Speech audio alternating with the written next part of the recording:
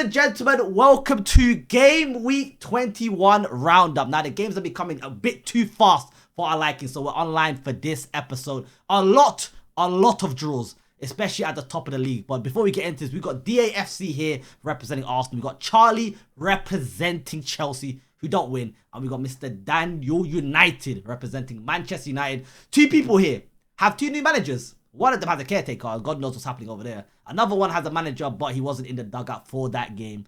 But we all saw the game yesterday, so there's only one correct place to go. And that was at the lackluster stadium. That was the lackluster game. We have to go to the Emirates. 0-0. It looks like Arsenal, Thierry, cannot get a single goal. Not even a result. A goal against Liverpool. 2 games against Liverpool this season. Two games with no goals. What happened in that game? What happened in that game is we saw probably one of the worst games of the season in terms of football in general, fam. The whole league, bro. It was one of the deadest games I've ever been to, bro. But obviously happy to be there, happy to get the experience, happy to know that we are now 6 points clear. You know, yesterday we were 5, now we're 6 points clear. Like, do you know what I mean? Like, everyone's it's not everyone, but like there's some people that are making some sort of crisis, just want to get in that it's not a crisis. Before I get into the performances, it's not a crisis. We just have to move forward. 6 points clear, as I've mentioned already. We've got what? Man United? No, Forest next. Well, Forest, yeah, Forest up next. So, we got to lock in, basically. We just got to forget about lock in. But, performances. I want to get into the first player, okay? Because I've been quiet about him, you know? I've been trying to leave it out. Can I guess a position? Striker? Yeah, striker. Is this his celebration? It's heat mats on his hair, you know? Nah, I'm not even on that thing, bro. But I really need to talk about this guy, fam, because, bro. Yeah, bro, you do need to speak about him. I don't speak about him at all, man. I let you man cook him, bro. But No. When I was in the studio with you the other week, bro, you were saying you were on some madness that he was going to get X amount of goals, and you stuck by it. Yeah. I saw a stat. He hasn't had a shot in his last 7 matches. Bro had 8 touches of the ball. He's not had a shot. That's cap, bro. He has had a shot. He had a shot against last game. Last night he had 8 touches of the ball. And 6 of them were this. No. It's look, Gyökeres has not performed since he's come into this club. He's got some goals, fair enough to him. He's had some good performances. Leeds at home, that was great. I really liked it, fam. That's exactly what he was signed for, wasn't it? Scoring goals against newly promoted teams. What did you do against?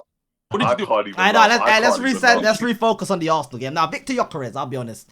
A lot of chances were getting put into the box. Saka was absolutely killing Kerkez in the first half. Second half, Kerkez recovered. But first half, Saka had him. And every time the ball went into the box, there weren't no striker in the middle. There was nobody there. Even when Madueke came on, was putting in some great crosses. Yeah, Gyökeres wasn't on the pitch that time. He went off Jesus. You lot are praying for Havertz to come back. We are though. We are. You know it's bad. What he provides is much more than Gyökeres does, bro. Gyökeres, oh my days, Gabriel was trying to. So Gyökeres would come to collect the ball basically from occupying the backline. He'd come forward to try and collect the ball. Yeah, Gabriel doesn't trust him to take it under control and then carry on the play forward, bro. Havertz can bring the ball nicely to himself, take a good first touch, and then play it out wide or play it to whoever else, fam. But he don't trust Gyökeres. You saw what happened against Aston Villa. Even today, fam, he got the ball. He got the ball, yeah, and then he just boots it off the pitch, trying to pass it back to Odegaard. You know what it is? Let's start at the beginning of the game, right? The game started. Arsenal, they looked like a bit in control, but there was one mistake. And by the way, Liverpool had 0 shots on target the whole game. But even with their 0 shots on target, they had the best chance of the game. Saliba absolutely fizzed it to Raya. And Raya didn't know what to do. And he passed it. Conor Bradley lobbed it and it hit the crossbar. That was the best chance of the game. That was easy. Could have been 1-0. That was 100. Everyone can agree. That was the best chance of the game. And then Arsenal, what I saw was diabolical. 44th minute was the last time Arsenal had a single shot until the 89th when Jesus had a header. That's the at home, which is unacceptable. Now, Liverpool came with one attacker. He goes by the name of Gakpo. They played Frimpong out wide. I don't know what I was seeing, but second half started, the team talk that was better looked like it was Arne Slott's team talk because Arsenal came out flat. I don't know what I saw. That was horror from Arsenal in that second half. You have to give praise to Liverpool for that, man. They came in, they had the plan, they had the way to set up against us. And I think no other team has done that to us in the sense of these guys just kept possession, bro. you saw the end of the game. They didn't have a shot on target the whole game. First time they've ever had that in a 600 game run. 600 games in the Premier League. Didn't have a shot on target. But what they did was they just kept the ball. Literally. Frustrating fans, frustrating the players, because we need to win. Obviously, we've set a whole thing. 8 points clear. If you 8 points clear, we win the league. That's what a lot of people have been saying. And this was the chance. And what did they do? So Liverpool said, I'm going to keep the ball. You're not getting the ball off us. Gravenberch, insane footballer, bro. McAllister decided to turn up for once, which is annoying. Yeah. Why is he turning up, bro? It's so jarring. Oh, do you think Arsenal underestimated the game? I think it's them seeing no attackers. The importance, anyway. Yeah, no, Arsenal realised that you could go 8 points clear. But Liverpool with no attackers, Arsenal thought we are the favourites. Our team is mainly fit. And it just fell flat. Like, it was... Like, when I was watching that game, I was thinking, there's no urgency. Like, Saka was cooking, but there was just no... Left, right, centre, there was nothing on that pitch. Do you think Arteta tried to win the game? Because I've seen people saying that, like, he sort of was happy not to lose it rather than try to win it. Do you think he did try to win it? He brought in so many players. Listen, he even brought Eze. He brought Eze for the first time. Yeah. Look, guys, the first half, this is what I'm saying. The problem was the first half for me, because we played well in that first half. Saka was, as Peak said, was murdering destroying Kirkes. But Bukayo Saka, after the first 25 minutes, I barely saw this guy with the ball at his feet, fam. I barely saw it, bro. And this is the thing. When you have a winger that's doing so well and he's your best player, why the flip is he not getting the ball to constantly go at Kirkes, constantly? And then when you meet Gyökeres' movement in the box, I'm sorry, man, it's just not going to work, bro. Like, Saka will do that so many times, find a way to cut back, and Gyökeres won't be there. And the lucky chance he'd be there, maybe he doesn't, I don't know. But fam, you can't tell Saka to beat Kirkes 3 million times in a game, bro, and someone is not there to put in the back of the net, fam. So we've been saying it. We've been saying on like previous episodes. We've been saying Gyökeres, the players need to provide him more chances. But I've been seeing that. I've literally been seeing that Saka's been getting to the byline so many times. He's been cutting in, curling it back stick. Gyökeres, I don't know what it is with him. But to be fair, like Pete Fire said, the game, it was lackluster. It was bad, because I wanted to ask the two Arsenal fans about this. What was you lot's thoughts on the Martinelli incident? Obviously, Peak Fire will get into it, but what was you lot's thoughts on that? Me personally, I think he shouldn't have done that. I'll be honest. If a guy goes down, and I hear it, guys are gonna say he crawled back onto the pitch, but like, if a guy is down, the rest's gonna add on time anyway. So it doesn't matter how long he's down on the pitch for. The referee will add on time. He'll stop the game, because obviously he'll stop the game and then he'll add on that time that he's off. But I don't think you should push a guy when he's injured, and then especially of the fact that he went off on a stretcher, it makes it even worse for Martinelli. I don't think you should do that ever. Because if Martinelli went down, I don't think guys will be pushing him off the pitch. I hear it that he's just close to the touchline. Of course, he can easily move a couple of inches to the left and then go off. He crawled back on, but as a footballer, it's fair play and all of that stuff. You don't do that. No, yeah, I agree in the sense of it was the wrong decision to make, but it's the assassination of his character for me. Everyone is calling him all these horrible words, right? And the thing is, as Arsenal fans, me and Peak know, we see all the interviews he does, all the media, like, he's a nice guy. He is literally a calm person, bro. That he's not all of this words that people are calling him, right? To make it seem that he did that on purpose, brother, you've seen, again, you're in the mind of Martinelli. You're trying to win the game. You've been subbed on. You want to change the moment. You want to change the game, fam. You've done Conor Bradley, bro. You've seen the ball go off the pitch. He wasn't even looking at Bradley, by the way. I was just about to say that. He didn't even see, like, the moment where he got the injury, so... Yeah, but I think it's a bigger problem, though, isn't it? Because, like, so many players and so many teams just waste time. And so it's really hard to tell who's like genuinely seriously injured and who's first half was out for like 5 minutes. Yeah, and who's kind of taking the piss. I'm not excusing what he did, because he shouldn't have done that, but you could understand why things this mentality of like, come on, let's get the game going. Because people do waste time feigning an injury, and if you're chasing a game, you want to win a game, you just want to get on with it. And when players are wasting time, it is frustrating. But yeah, obviously he got an error of judgment, he made a mistake, and he won't do that again. Yeah, it's time to move on to the final thing that happened in that game. A cross got whipped in, 96th minute. Everyone thinks that's bread and butter for Mr. Gabriel. Bread and butter. And he missed. I thought that was Thierry. I thought that was in, man. I thought that was the moment, man. Hot though. Huh? Was it hot though? Because I saw someone running behind him trying to compete. Well, yeah, and look, love Gabriel Jesus as a player, bro. Genuinely, the times he's come on this season, shout out to you, bro. But this moment specifically, I'm talking about that moment. You know what Gabriel does in every single corner, bro. Why are you trying to compete? Why? He's there. He's there, bro. I couldn't believe it, man. I thought that was the moment where it's Arsenal fairy tale ending. Corner comes in 96th minute, whipped in by Madueke. Gabriel right there, back post, and then it just never worked out. Cash But money, you know, it's at the end of the money. at the end of the day, it is 2 points. It is 2 points dropped, but Arsenal is still 6 points clear. Yeah. And there's a team that has drawn 3 games in a row. Forget Arsenal drawn 1. They've drawn 3 games in a row, and it looks like they can't stop drawing. I know Bradz is not here. He missed 2 episodes in a row, but don't worry. Man City, they've drawn 2 games, so we'll get it back. We'll get him back soon on Monday. Well, yeah, make sure you guys drop a like, subscribe, and comment down below your best moments before happen. Like goal, we get 400 likes. 400 likes for Game Week 21. But yeah, this has been a big. It's been a big game week of draws. Another draw took place. Manchester City. They were 1-0 up.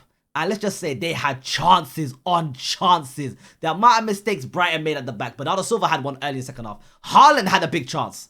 But it came down to Mitoma off out of nowhere with a very good goal. Very, very good goal. And that ended up making it 1-1. More drop points for Manchester City. And today, they did confirm the signing of Semenyo. Now, boys, what's your thoughts on that game? Bro, they wasted so many chances. Like, you know, you'd expect with the quality they've got in the front end of the pitch that they'd be scoring a few more of them. Like, Foden was doing well earlier in the season. That's what, 5 games now where he's not contributed anything. That's obviously affecting him. Cherky was back on bench. Well, I'm not really sure why you would have him on the bench for a game against Brighton that don't make sense, particularly at home. And yeah, Haaland, I know he scored the penalty, but he kind of had one of his off days in front of goal. And so when you add that up, and then the fact that they are a bit vulnerable at the back, it's not really a surprise they dropped points. I mean, we went there and they dropped points in a game that they shouldn't have done, and it's exactly the same again in this one. Just lack of cutting edge in the final third, basically. Yeah, I saw Brad, but again, that penalty. What? Come on, man. Why? There was no need. There was no need for that penalty. But again, another instance where Manchester City just can't seem to stop conceding.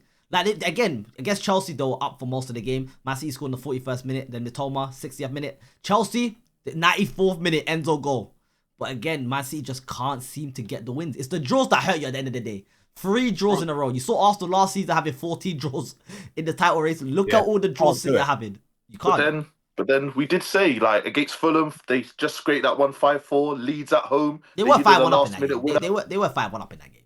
But my point is, they nearly bottled that one. They obviously needed the last second goal to beat Leeds. So you could argue in moments, this forms like this, it was creeping up on them. I don't know what it is with City, man. 1 week they'll score 5 goals and you think, okay, everything's clicking. Cherky, best player in the league. Foden, world class again. Haaland scoring, and then as you see, last 3 games, it's just been a bit more quiet. So I don't know what it is, man. We need to talk about Foden, though, man. I'm sick and tired of everyone. Bradz, I remember he mentioned it. Naeem, I remember when he mentioned it. Oh, Foden's better than Saka now. Cool, you can have that opinion first. But if you're willing to immediately get onto Saka when he plays bad, when he has a run of form, yeah, and as well as the rest of the all these media fans, whatever you want to call them, yeah, so will I when Foden does bad for the few games, bro. I don't care, bro. Sunderland, away, where was he? Yeah. Chelsea, where was he? Nowhere to be seen, bro. And then now again against Brighton, fam. When are we gonna talk about it, bro? Because whenever I see this guy play next to Haaland, fam, it's the most jarring thing ever for Haaland, especially, bro. I know Haaland's vexed every time he sees Foden next to him, bro. When Cherky's there, his full focus is creating for Haaland, bro. But when Foden's there, I don't even know what he's doing, fam. And he's just ruining it, bro. Big man thing, he's ruining it. Listen, but they brought in Semenyo now, though. A great attacking option. That make a big difference. Yeah. That's a huge question. Does Foden start in Man City's best 11 when Semenyo, Doku, Haaland, Cherky are there? Yeah, but you could play. You could probably play Foden a bit deeper though, instead of Reinders. Yeah, Reinders and Foden could potentially alternate. Like, there's options there. Like, they got more options now, but I think the best 11 is probably Semenyo one side, Doku the other side, and then Cherky. You got Cherky or Foden in the 10, and then you obviously got Haaland up front. You just got better options now. But their issue is that defense that they produced against Brighton. Let me read it out to you, because that defense right there, oh God, they are absolutely suffering. They had Mateus Nunes, Mr. Kusanov, and Alani, and Ake, and that was it. And they obviously brought O'Reilly, but I'll be honest, they had to recall him in order to, like, you know, just to fix that defensive at the back. They brought in Semenyo. They have to bring in some defenders because Ruben Diaz is out for 6 weeks. Gvardiol might be out for months, and John Stones, God knows when the last time I saw him. Does he still play football, John Stones? I don't know what John Stones does, but he's injured. God, I don't know what injury he has. John Stones, let us know in the comments. But John Stones has been out for a very long time, and I forgot he even played for the club. Bro, he's like the Lavia. John Stones is like the Lavia of defenders, mate. This guy, like, is mad. Stones has all the quality, literally like Lavia, as you said. Oh, he's so good. But like, Stones is class. He's just never fit. Listen, they need to go and get Mark Gurhey, and they got to do it this month. I was just about to say that. Like, that's literally screaming at them. I'm not trying for Gahey as well, so like... Bro, you man don't need any more centre-backs. What's going on? Listen, we're greedy. We need centre-backs. Well, has Arteta got some sort of centre-back fetish? Like, how many centre-backs do you lot need? Listen, he wants to create a whole lineup of centre-backs. Bro, to be fair, though, Mark Gurhey, he'd probably be better up front than Gyökeres, so maybe he'll stick him up there. Hey, Gabriel up front, Calafari up front. You know what, yeah? Since you wanted to disrespect Arsenal players so much, let's go to your team who sacked, Ezra Reska left, and let's just say they didn't win. That was one of the games where there was no draws in that game. 2-1 to Fulham. And Fulham looked like they were on form. Hey, Wilson, I need to put my hands up. He scored a goal that was disallowed for offside, but that brother is cooking this season for Fulham. So Charlie, again, what happened over there? I don't know. That wasn't Chelsea that was playing. I didn't recognise that. Must have been a different team in blue. I wasn't familiar with what I was seeing. It's a poor result again. Another, the red card basically fucked us in the 22nd minute. It made it a big problem for us. But even up until that point, we hadn't played that well. Like, by our recent standards, we've kind of been all right, but we haven't really created any chances. And then I don't know what Cucurella is doing. Like, seriously, 100% a red card. Oh, mate, the most blatant red card you're ever going to see. Like, I mean, what's he doing? You talk about, to grab him. Bro, you talk about the inexperienced players in the team doing that. It doesn't matter how experienced they are right now. It's everybody is doing stupidness. And I don't know what he was thinking. He's literally just come back from injury. He's missed like the last 2 or 3 games. Then he gets a red card 22 minutes into the game. Like, worst case scenario, we go, just let him through, have a shot. He might miss, the keeper might save it, or we go 1 down, but at least we've still got all our players. So from that point onwards, that, 7th red card of the season, 5th in the league this season already. Like, this team is probably one of the most stupid and most brain-dead teams in the league right now. Just poor decision-making, poor reading of situations all the time. And obviously we go a goal down. We get back into it. The lap gets his first goal. But I mean, we did show a little bit of fight with the 10 men. I mean, we're used to playing with 10. We've done it way too many times this season. Yeah, bro, we've done it way too many times this season. But it's just too little too late. And then the 2 goals that we conceded is such bad defending. Look, it's a good ball in for the Jimenez header, and it's a good header. What is Chalobah doing? Bro, that's your man, and you're not tight to him at all, not on him at all. And then obviously the winning goal from Wilson, it's a good save from Sanchez in the build-up, and then obviously it takes a bit of a deflection, but it was coming. We didn't deserve really anything out of that game, and yeah, bro, it's dark right now. It's 1 win in 9. We're 8th in the table. Now, I need to ask this question because at the end of November, Chelsea was 2nd place in the league. And now that I look at was manager of the month as well for November. And now that I look at the table, you have dropped to 8th and level on points with Fulham.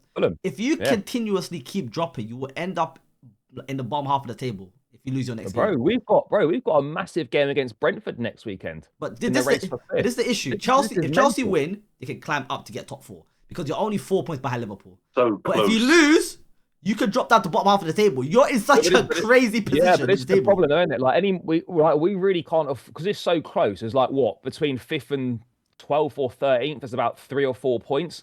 Like we can't afford to drop any more points. You don't win in it for a couple of games, which is very plausible of how we're playing right now. You're bottom half of the table. Like that's mental. And for the money we've spent and like the quality of players that are in the squad, if we were to find ourselves bottom half, that's risky Champions League football. Bro, Champions League's in big danger already. That's going to be a massive arse. Like, we've won 8 games in the league all season. Well, game week 21. We won 8 out of 21 games. Bro, we got to win more games over the second half of the season. And we got to win more games over the second half of the season than we've managed in the whole season so far in the league to give us any chance of Champions League football. Like, it's really bad right now. Like, it's way worse than I was expecting. Like, I wasn't expecting a title challenge. I was expecting a season where we'd push on and we would be kind of comfortable getting Champions League football, not another last day situation or missing out. Bro, this is I'd take a last day situation right now. Like, we'd be grateful to get to the last day still in with a shout. Like, how far we've fallen this season is mad. You did it last season though. You were in the situation last season where you guys went on a horrible run start of the year, and then you picked it up towards the end of the season and got yourself top 4. New manager, but the new manager hasn't had his opportunity to speak to the players and divulge. Do you think there's gonna be the good days are coming? We have to hope. We have to hope. Bro, I've got no expectation of good days coming, but I mean, surely it can't be much worse than what's been happening this season. I mean, look, he for his sake, he has to come in and get the results. He's got to hit the ground running because he's not going to have much time on a training pitch. We've got another 7 games left this month, I think. Yep. 4 different competitions. We've got a semi-final against you boys Wednesday night. Sorry, the first leg of the Carabao. And we've got 2 Champions League games this month, more Premier League matches. Guy hasn't really got any time to work on the training pitch. So he's got to come in and he's got to make an impact quick because the season could be, legitimately, the season could be virtually over at the end of the month. Yeah. But the transfer window, in a worst case scenario. Transfer window is open. With Chelsea as well, right? I mean, obviously it's a bit of a peak situation, but at the same time, like every other team is dropping points. So it's like chances upon third, chances upon fourth, chances. We're back. And you said Brentford, they're 5th right now. You take points on Brentford in terms of 3 points, that's you back in their position. And if you look at the games, teams between 3rd and 9th are playing each other quite a few times in the next month. So what's mad is though, like the fact that we're still only like 2 or 3 points off 5th, and we're 1 win in 9, and we've won 8 games all season. That just goes to show how inconsistent so many teams are. Because if you're 1 win in 9, or you've won 8 out of 21 games, you shouldn't be in Champions League contention at all. And yet we're still in the mix somehow. So it just goes to show that like the quality has dropped big time, and there's so many teams that are just so inconsistent. No one wants top 4, literally. That's the only reason why we're still in the mix, because no one else is taking advantage of anything. You know what it is? That's a great place to go, because there's a team that had multiple chances to get top 4, and they sacked their manager. What was it, Monday? And let's just say we thought the bounce back would have happened, but they couldn't even beat Burnley with Darren Fletcher in charge. Now, even I beat Burnley. Yeah. Even I got one of my 8 wins away at Burnley. Bro, 2-0 draw. Jada Anthony, great goal, brother. I'll be honest. I'll give you plaudits. So great goal. Benjamin Sesko scoring a brace. He nearly had he could have had a hat trick. He could have had 4 goals the way he was trying to go for them. 4 or 5 goals. He was trying to go for that hat trick. I couldn't believe it. But he had a great performance. But at the end of the day, the Red Devils, they seemed to not be able to get a win. That game ended 2-2. Sesko scored and we thought, oh, you know what? United, they got a little bit about themselves. Aiden Heaven with the own goal. Not too much you could do about that. Like, he even tried to go for it. Just big deflection, took it past the keeper. Then Sesko scored 2. Then Jada Anthony made it 2-2. Dan, what's going on over there? The manager gone? Wait, hold up. Before we start, are you happy that Amrin's gone? Look, like I said in other things, like this isn't about point scoring, about being happy Amrin's gone or not. I feel like, cool, although Amrin's record at the club, 31% win rate, you can't still be the gaffer. But like you said, before we played, we was 3 points off 4th place. So I do think the timing of him getting sacked was a bit wrong. Obviously, we all know the real reason. It was because he called out the board. That's why he got the sacking. It wasn't because of on-field results, because if it was, he would have been sacked after he came 15th and lost to Tottenham in the Europa League final. But I'm not really here to do this point scoring about whether Amrin should have stayed him. He should have gone. He's gone now. It's happened. Darren Fletcher's in charge now. I did see a lot of better stuff. I saw, obviously, we played 4 at the back. Yes, the bar's in hell. We looked like we was creating a lot of chances again. It's Burnley, so you got to take it with a pinch of salt.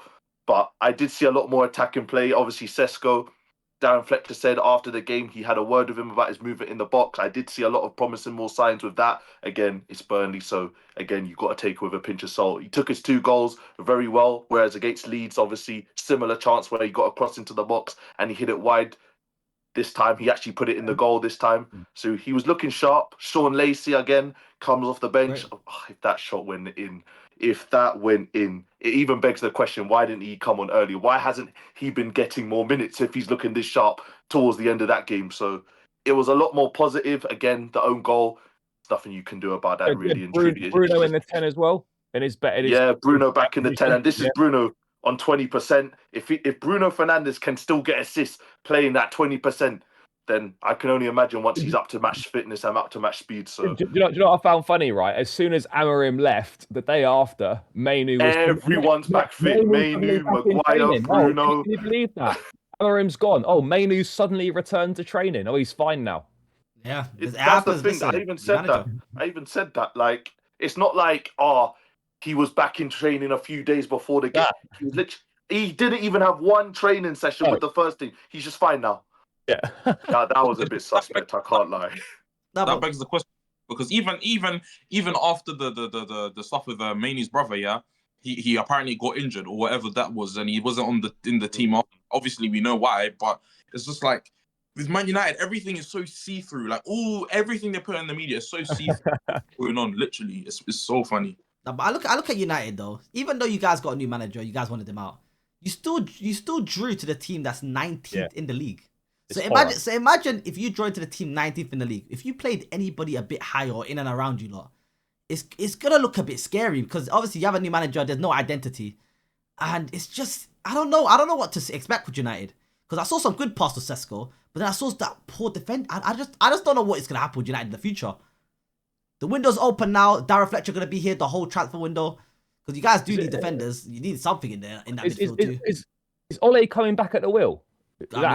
Apparently it's between Ole Gunnar Solskjaer and Michael Carrick for the rest of the season.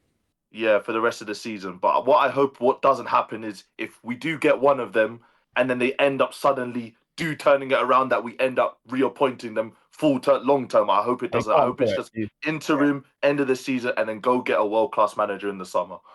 I hope that's what I'm hoping. But the window's open now, so it's looking like the players you have now will probably be the players you have for the entirety of the rest of the season. And no money to spend. Yeah. So they always have some money down somewhere. They'll find something. No, but it's not even about the money. Are they gonna trust Darren Fletcher to be like, what players do you want? Do you think he's gonna fix this? They need midfield. Yeah. They need midfield. But are they gonna trust the interim manager to say, here's the players, a couple of players that I want, go get them? They're not gonna trust the interim for that job because they rather wait for the real manager to come in and be like, here's the money, buy whatever you want. They can ask him before that, bro. Before he fully arrives. I mean, if he's given the heads up that he's gonna go, like for example, if Oli said, "Oh, cool, I'm down for it," and they choose, or they know they're gonna choose Oli, they can go to Oli before he comes. He's only here for 5 months.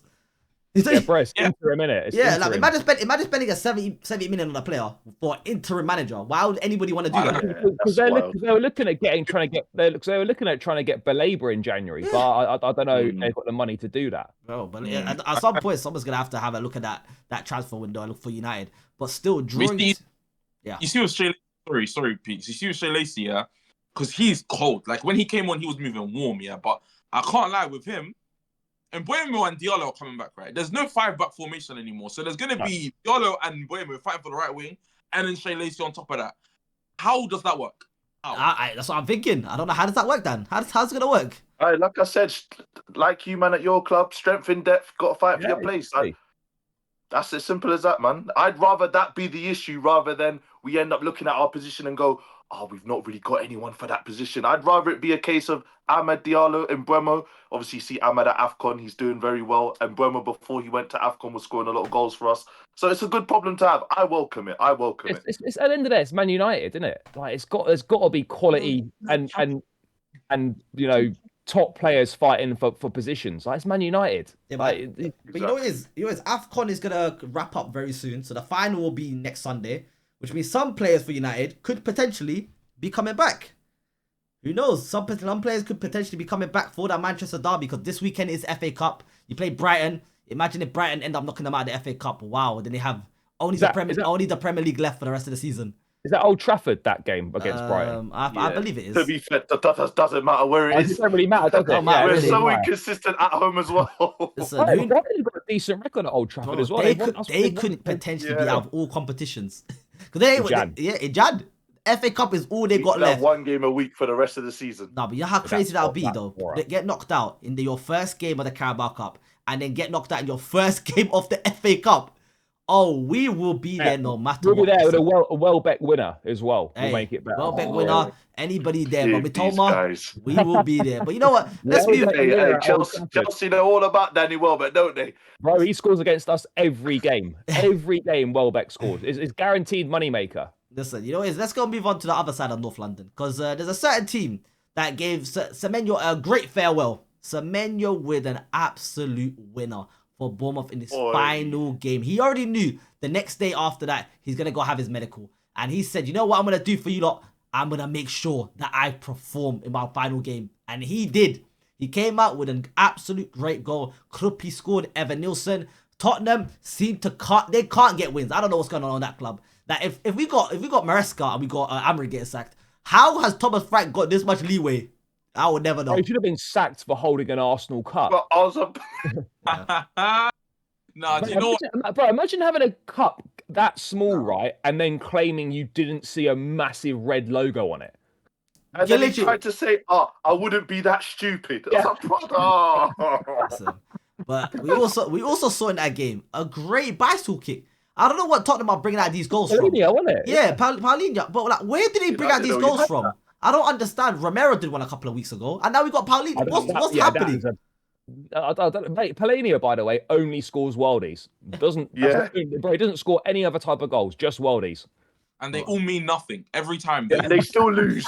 They all mean nothing. Nice Every time he scores, they just don't mean anything. The one against Wolves meant nothing. Bro, to take his shirt off, against Wolves. Listen, that is the state of Tottenham. Tottenham still always find a way to just out-Tottenham themselves. You know what's mad, though? In this game, right, they weren't actually that bad. Yeah, I agree. Like they weren't terrible. Like they've been terrible like in their previous matches, but I know they lost this one, but they weren't actually that bad compared to their recent standards. They're just like, bro, they just always make mistakes. Like I don't know what Jed Spence was doing, trying to go forwards like in stoppage time. Bro, just keep the ball or just boot it long. I don't know what he was thinking. That right he there gives it from away. Tottenham. But that from Tottenham, it's just same old Tottenham. They just can't seem to get anything going. No. Can we talk about Krupi though? Yeah, what Krupi? He's cold. He's a baller. He's a baller. Hey, don't sleep. Hey, Berta. Hey, swap deal. Let me chill out. Hold on for who? For who? Invest stocks into him. I'm telling you now. Swap deal for who? Swap deal for who? Huh? Swap deal for who? Who did you do it Yeah, again? he said swap deal. For me. Reece Nelson, when he comes back, send him over there. Yeah. Reece Nelson loves, bro. Reece Nelson will cook at Bournemouth as well, bro. Hey, but anyways, Krupi, serious baller, fam. That's a goal against Arsenal, a goal against Tottenham, a goal against Crystal Palace, and they're all important. That's his seventh goal. That's his seventh goal this season. What, in the league? Yeah. In the Premier They League. had Semenyo and Krupi. And the transition, he came from League 2. Like, there's obviously League 1, then there's League 2, bro. And he's come from there, the second division in France, and already looks sick. Like, stick Such in. a big jump. And he looks comfortable. Like, Semenyo's gone, and they've already got their replacement in They house. keep doing this, man. Them and Brentford always do this, man. Bro, It's Solanke. actually mad how Brentford are fifth, by the way. Yeah. They need. But I don't get how Brentford. Oh, by the way, that Thiago. Igor Thiago. Yeah, that's exactly what we're about to go to right now because Brentford are in They fifth keep doing place. it, man. Igor Thiago, bro, he broke the record. He was at the beginning of the game. He leveled it to be the most like the top Brazilian player to score in the Premier League. Then he beat it in the same season. In the same game, he beat it. Do you know what's mad? Like, is no Brazilian has scored more goals in a single season than he has. Like 15 or That's 16, wild. whatever he's Yeah. got. He leveled it He's and then done he it. leveled it and then broke it in the same game. Yeah. He's He's got, incredible. he's got 16 goals in the league already. Yeah, how do 15. Brentford keep doing this? They lose a big striker and then they just replace him immediately without spending a penny. Yeah, that production line of strikers, right, is mad. They've had like Ollie Watkins, they've had Mbuemo, they've had Visser, they've had even Tony, they've had now Thiago. I'm sure they've had more. I don't know how these guys keep doing it. Bro, and you know what the thing is, right? At the beginning of the season, when I was seeing all these goals and going in, I was like, yeah, someone's gonna take the punt on him and he's gonna be some bad player there. But now he's actually got 16 goals, and it's the thing where it's like, yo, is he actually good? Like, bro, like what? Bro, I still can't tell. No, bro, he could be Brazil's number 9 at the World Cup. But you know so crazy. Richarlison, yeah. But you know so crazy. People predicted at the start of the season that Brentford will go down off the back of losing Wissa and Mbeumo. Now look at them. That could never have been me. They are absolutely flying. But I don't get 5th place, but it makes sense. Last week Everton could have gone into the top 5. The table is so tight with a couple of results. You can fly. Look at Aston Villa. First 5 game weeks, they were bottom. Now look at them, top 3. 6 points behind Arsenal. But Igor Thiago needs respect on his name. He is flying. Their business that they do, replacing players, is incredible. But there's also one of the games that this weekday that was great. The best game of the week. We have Newcastle Leeds. Now I'll be honest here. I put stocks in the individual for many seasons. People laughed at me when I said he's an incredible winger if he's fit. I said top 3 left wingers if he's fit. Charlie knows. Charlie was on a certain video with me when I said this, and he looked at me like I was crazy. But when an individual gets the winner in the 102nd minute, you gotta give me my credit. That was a touch, turn, bang! Harvey Barnes to the rescue for Newcastle. He always scores against Leeds as well. Always. Forget he scores against Leeds. He scores big important goals. Look at the 2 he scored against Man City. He does this all the time. When he's fit, he played the entire game. Now look at Harvey Barnes. Got them the winner. Leeds took the lead 3 times and couldn't win it. But it was always written in the stars, bro. When I saw 102nd minute in the game, I was like, surely this is gonna go in. And then it did. But that game right there, a lot of people watching other games that were boring. This was the most exciting game of the whole thing. Giving away a penalty though in the 91st minute wasn't a great thing to do. I mean, can we talk about that penalty? Because obviously, like, it's a handball, obviously, rule book and whatever, like, 100% that's a penalty. There's no one.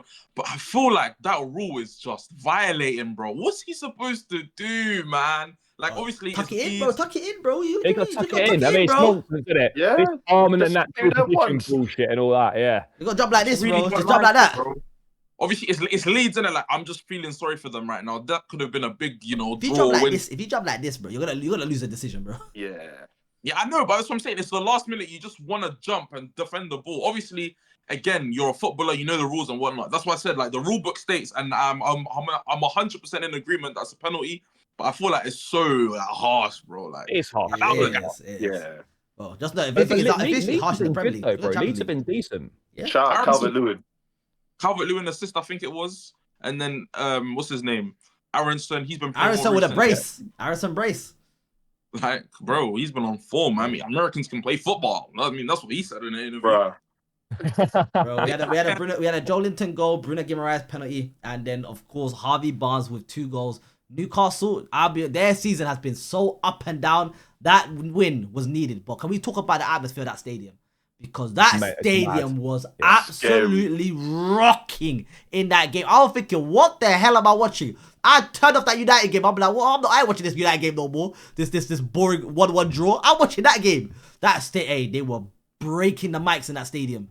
And then, You know, when you have a player like Bruno Guimaraes in your team, bro, this guy's got 8 goals for Newcastle. Yeah, clutch. Their captain, bro. And even then, fam, I can't lie, that's probably the best limbs I've seen this season, bro. In terms of just 4-3. Oh, the limbs. I watch it back all the time, bro. It's crazy how that stadium's honestly like that.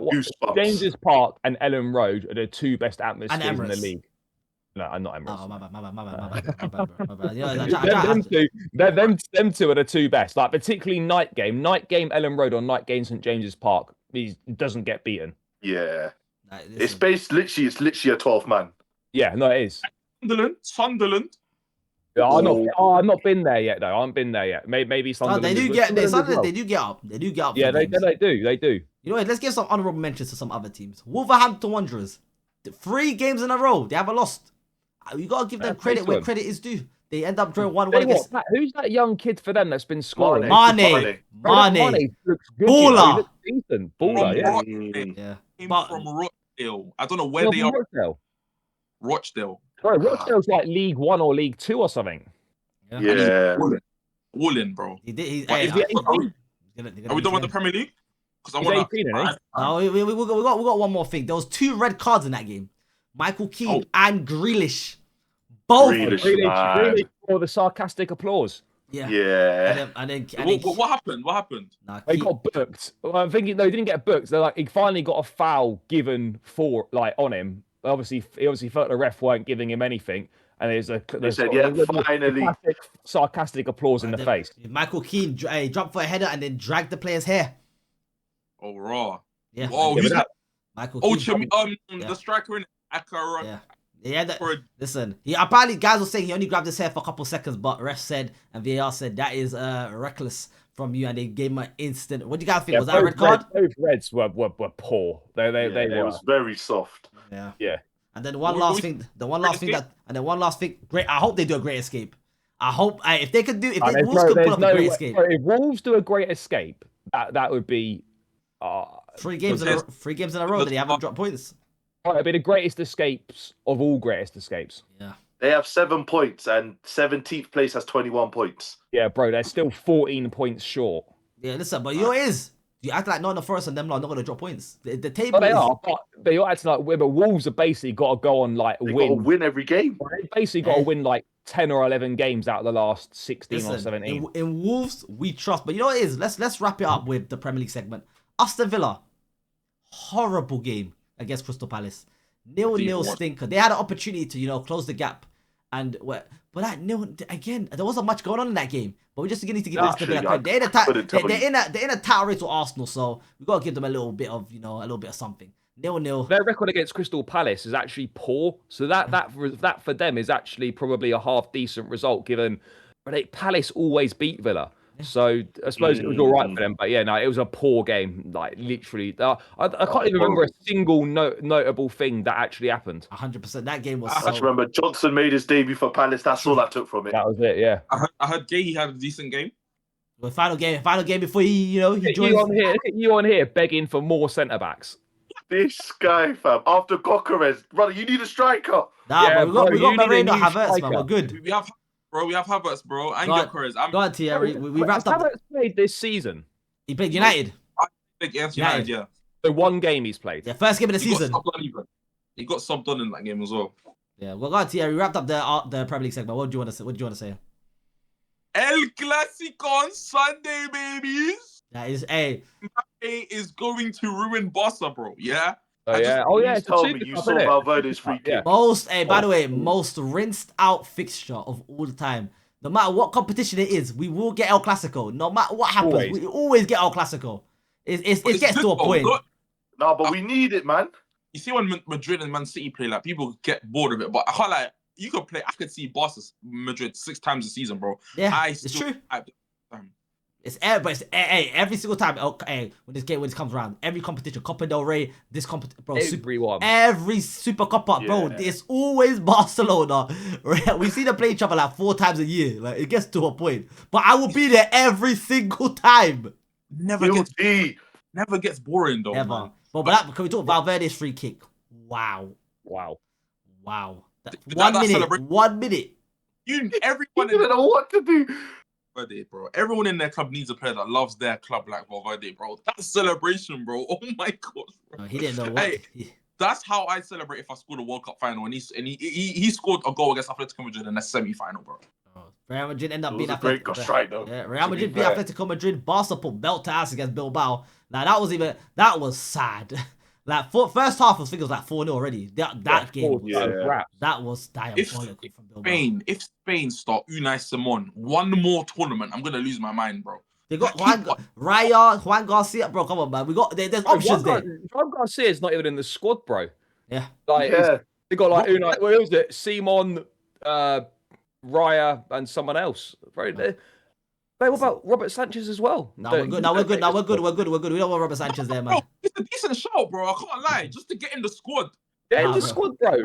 Keepers. And Unai Simon playing football. But let's be honest though. He played for Bilbao, man. Everybody had a turn at Bilbao this year, man. Everyone got something for Bilbao. We played Bilbao, beat them. Everyone gets some at Bilbao. I scored bangers against them, to be fair. Martinelli came on, remember, half time and came on and he immediately changed the game.